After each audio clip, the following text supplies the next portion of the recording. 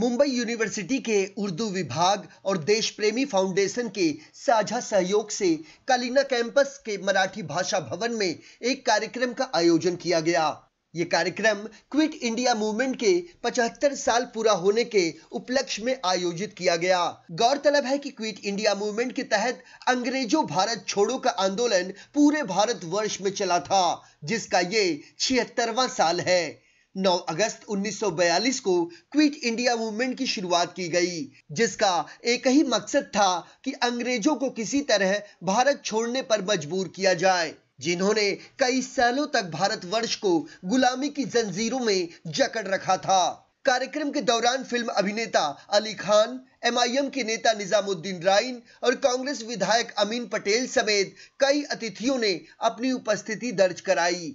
इस कार्यक्रम का आयोजन देश प्रेमी फाउंडेशन के अध्यक्ष मोहम्मद पटेल के नेतृत्व में मुंबई यूनिवर्सिटी के उर्दू विभाग की ओर से आयोजित किया गया था। आप लोग देख रहे हैं, पहले आज़ादी की लड़ाई लड़ी थी, अब रिजर्वेशन की लड़ाई लड़ने जा रहे हैं लोग। माहौल बहुत बदल चुका है, जैसे बोलते हैं लोग, देश का माहौल जो है अब लाहौल हो गया है।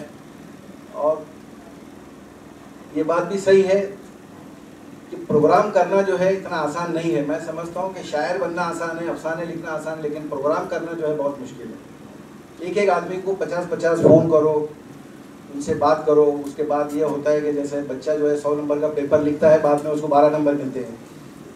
तो इस तरह से जो है ये हाल है। जो यहाँ के प्रिंसिपल हैं, जिन्होंने इतनी बड़ी जगह दी बॉम्बे यूनिवर्सिटी के अंदर, फारूक आजम साहब आए, सोहेल भाई आए, अमीन पटेल साहब आए, मोहसिन हैदर साहब आए, और जितने भी लोग आए, जिन लोगों ने अपना वक्त निकाला, क्योंकि जो भी आता है कम से कम आने जाने में 2 से 3 घंटे लगते हैं, तो उन सब का शुक्रिया। और ये एक बहुत बड़ी बात है कि हम देश के लिए, देश को आज याद कर रहे हैं। हमारे जो वीर थे, जो हमारे बहादुर थे, उनको हम याद कर रहे हैं, क्योंकि आज की पीढ़ी जो है वो उनको भूलती जा रही है। तो ये चीज़ें 76 साल के आसपास हो गया मुल्क को आज़ाद हुए। अभी करीब में 15 अगस्त है, 26 जनवरी आती है। तो ऐसे दिन में ज़्यादा से ज़्यादा लोगों को इकट्ठा होना चाहिए, ताकि हमारे आने वाली जो नस्ल है वो उनको याद करे। वैसे तो गूगल्स का ज़माना है, मोबाइल हाथ में है, हम खोलते हैं, लेकिन ये बात जो प्रैक्टिकल होती है, जो स्टेज पे होती है, और जो हम उसको याद दिलाते हैं, जो ब्रीफ में जाते हैं, तो वो एक बहुत बड़ी बात होती है। इन बच्चों के लिए, आने वाले बच्चों के लिए एक बहुत बड़ा मैसेज है। क्विट इंडिया मूवमेंट को सेलिब्रेट किया है। सब लोगों ने काफ़ी डिटेल में बताया, और आपने भी देखा कि जो आज देश के हालात है, उसके अंदर 1942 के अंदर अगस्त महीने के अंदर जो क्विट इंडिया मूवमेंट शुरू हुआ था, उसकी इम्पोर्टेंस नई जनरेशन को बताने के लिए कि किस तरह से 1942 के अंदर डू और डाई का नारा दे करके अंग्रेज़ों भारत छोड़ो, ये मूवमेंट जो शुरू हुआ था, वो आज 2018 में किस तरह से लिंक हो रहा है वो, और हिस्ट्री हमारे फ्यूचर के लिए कितनी इम्पोर्टेंस है, उसलिए ये प्रोग्राम किया गया था। और काफ़ी डिटेल में यहाँ पर जो डिस्कशन हुआ, जो स्पीचेस हुई, उसके अंदर ये बात खुल के सामने आई है कि आज भी हमारे देश को, और ख़ास करके नौजवानों को, हमारे हिस्ट्री से बहुत इबरत हासिल करने की ज़रूरत है। जिनमें भूख भरी है, जो दाने दाने को तरसते हैं, वो इनकलाब लाते हैं। जब लुई 16 के पास भूख भरे गए, कहा कि रोटी दो, बोले रोटी नहीं है, केक खाओ। उसको यह नहीं मालूम था कि उसी आटे से रोटी बनती है और उसी आटे से केक बनता है। मतलब इतना गाफिल। लेकिन क्या हुआ कि ऐसे गरीबों का साथ देने वाले वो अहले कलम, जो अपनी तकरीर और तहरीर को बेचते नहीं है, रूसो और वाल्टिन करके 2 जबरदस्त लिखने वाले थे, उन्होंने लोगों में वो भावनाएं पैदा की, वो जज्बात पैदा किया। और वो भूख पड़े जो लुई 16 के दरबार में जाकर रोटी मांग रहे थे, और जिनसे कहा जा रहा था कि केक खाओ, उनकी उन्होंने पैरवी की। और 1789 में फ्रांस में इनकलाब आया। देखिए, इस तरह के प्रोग्राम जो है हमारे हर तालीमी इदारे में होते रहना चाहिए, क्योंकि आजकल जो हमारा नौजवान है वो सही रास्ते से भटक रहा है। सोशल मीडिया पर अगर आप देखें तो आपको अंदाज़ा होगा कि वो मतलब बिल्कुल भटक रहा है और इसके अलावा कुछ वो सही बात नहीं मालूम है। तो कम से कम इस तरह का प्रोग्राम का आयोजन करके तालीमी इदारों में उनको बताया जा सकता है कि हमारे बुज़ुर्गों की खिदमत क्या क्या रही हैं और वो किस तरह से हिंदू मुसलमान जो सब एक होकर के और हिंदुस्तान की आज़ादी हासिल की थी।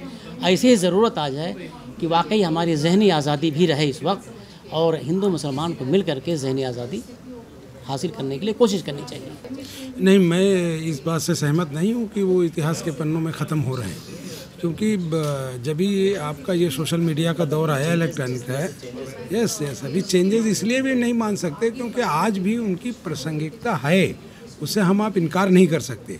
सिर्फ जैसे कि अभी प्रोफेसर साहिब अली ने बताया कि इसको इदारों में जाना चाहिए, देखना चाहिए, लेकिन बदमाशी दूसरे तरह की हो रही है। बदमाशी ये हो रही है कि जैसे हज़रत टीपू सुल्तान पर जो आया आर्टिकल्स है उनके बारे में या उन्होंने जो काम किया, अब इस दौर में आप जब गूगल पे सर्च करेंगे टीपू को तो आप देखेंगे 2 तरह का आर्टिकल हैं, एक जो आज विरोध में उनके खिलाफ नया इतिहास लिख रहे हैं उनका, और एक वो जो रियल हैं।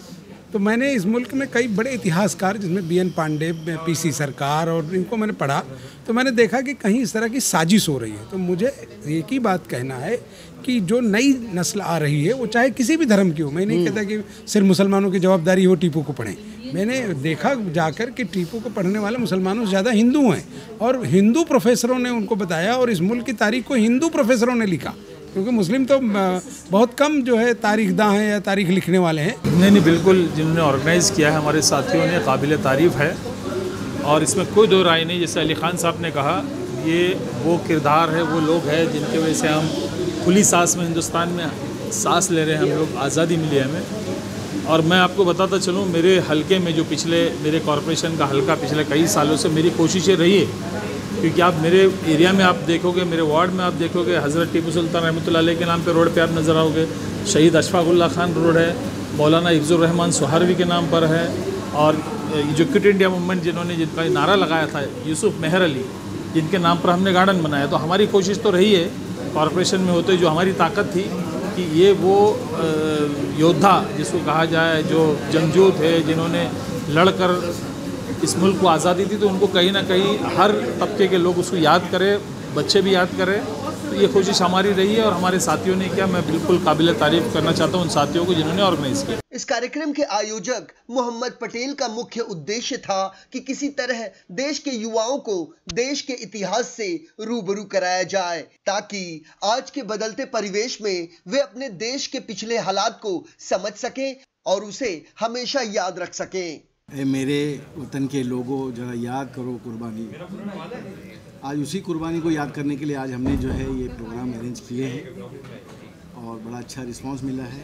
हम यही कहेंगे कि क्विट इंडिया मूवमेंट के बाद में और भी बहुत सारे, जैसे आपने सवाल किया, क्विट इंडिया करप्शन है, लिटरेसी है, बहुत सारी चीज़ें आज हमारे मुल्क से हमको ख़त्म करना है। और मैं सरकार से कहूँगा कि ऐसे यूनिवर्सिटी में जो है ऐसे क्विट इंडिया मूवमेंट पे भी जो है एक लेक्चर्स रखना चाहिए, उसमें एक्सपर्ट लोगों को बुला करके हमारे बच्चों के साथ में जो है उनको नॉलेज देना चाहिए। बहुत सारे बच्चों को भी नहीं मालूम है कि ये मूवमेंट क्या है। हम आपको एक बार फिर बता दें कि क्विट मूवमेंट इंडिया साल 1942 में छेड़ा गया था और आज उसे 75 साल पूरे हुए हैं। ऐसे में देश के युवाओं को ये समझना होगा कि वो क्विट इंडिया मूवमेंट को समझ सकें और उसे हमेशा याद रखें कि कैसे अंग्रेजों ने देश को गुलामी की जंजीरों में जकड़ रखा था और कैसे देश के महापुरुषों ने देश की आन बान और शान की खातिर अपने आप को एक ऐसे आंदोलन में झोंक दिया जिसका उद्देश्य किसी भी सूरत में देश को अंग्रेजों की गुलामी से आजाद कराना था। वीडियो जर्नलिस्ट FS पटेल के साथ जावेद शेख, इन 24 न्यूज, मुंबई।